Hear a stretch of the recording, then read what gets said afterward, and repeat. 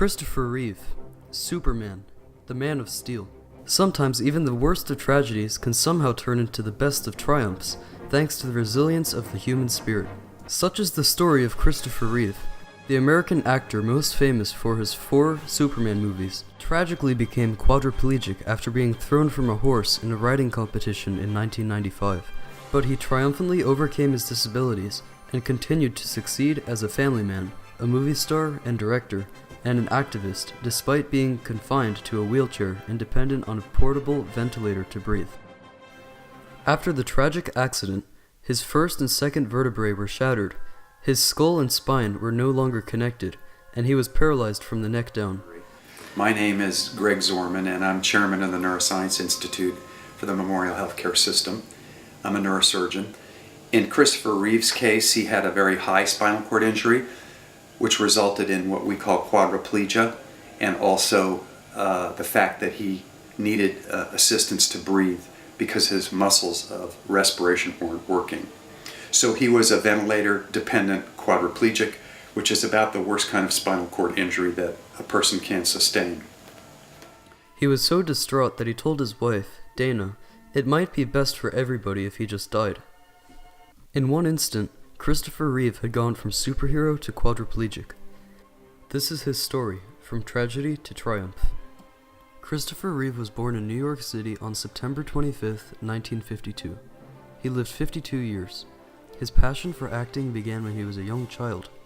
He graduated from Cornell University with a bachelor's degree in English and music and attended Juilliard's drama school with his comedian friend Robin Williams. Mr. Reeve got a role playing on the TV soap opera Love of Life. His first feature film role was in 1976 in Grey Lady Down. His big break came when he landed the role of Superman in 1978. He beat out actors like Robert Redford, Burt Reynolds, Arnold Schwarzenegger, and Sylvester Stallone, who also wanted the part. Mr. Reeve's classical acting skills enabled him to play both the bashful reporter, Clark Kent, and the indomitable Superman, who are one and the same, minus a pair of glasses.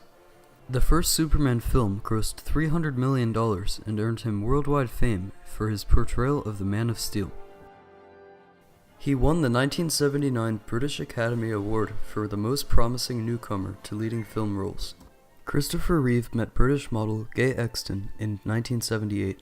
They had 2 children together, Alexandra and Matthew.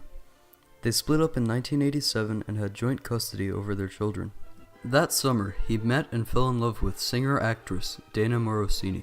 That same year, 1987, Christopher Reeve, who was already an activist for environmental issues, went to Chile to fight for humanitarian rights and participate in a protest to help save 77 authors, playwrights, and actors who were threatened with execution by Chilean President Augusto Pinochet for opposing his regime.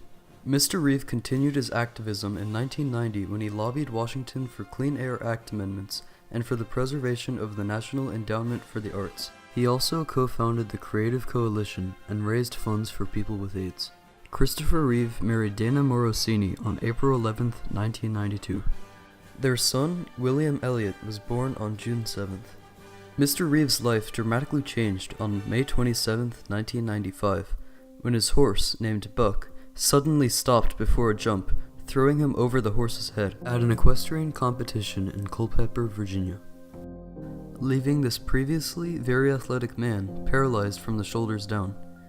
He would no longer be able to enjoy many of the things he used to enjoy: horseback riding, skiing, playing ice hockey, boating, and playing piano. He became very depressed at the hospital and considered dying. His wife Dana convinced him that he was important to his family, to her and his 3 children, Will, Matthew, and Alexandra. "You're still you, and I love you," she reassured him. She told him that she would be with him for the long haul. He decided he would try. Right before Christopher Reeve was going to have surgery to have his skull reattached to his spine, his lifelong friend and Juilliard roommate, Robin Williams, came to visit him at the hospital. Williams walked in dressed in hospital scrubs and pretended to be a Russian proctologist, there to examine Superman. "Nice tie," he commented about Christopher's ventilator tube. Mr. Reeve laughed for the first time since the accident and began to feel like things were going to be okay after all. Robin Williams had somehow managed to cheer him up. Dr. John Jane did the surgery, repairing as much as he could. Mr. Reeve decided that he wanted to continue on for the sake of himself and his family and friends. He also wanted to make a difference for other people with spinal cord injuries. He could use his voice and fame to bring attention to the issue, motivate scientists to work faster for a cure, influence legislators to increase funding for research, and encourage Hollywood, the public, and the charitable fundraising community to fight for this important cause. Mr. Reeve had been an activist before his tragic accident, but the accident had given him a new purpose and a new issue to fight for. Remarkably, Christopher Reeve, now a ventilator-dependent, wheelchair-bound quadriplegic, was able to attend the Academy Awards ceremony less than a year later in 1996. Christopher faced standing ovations and told the audience from his wheelchair on stage that Hollywood should depict the world's most important social issues in its films. He was still a powerful advocate.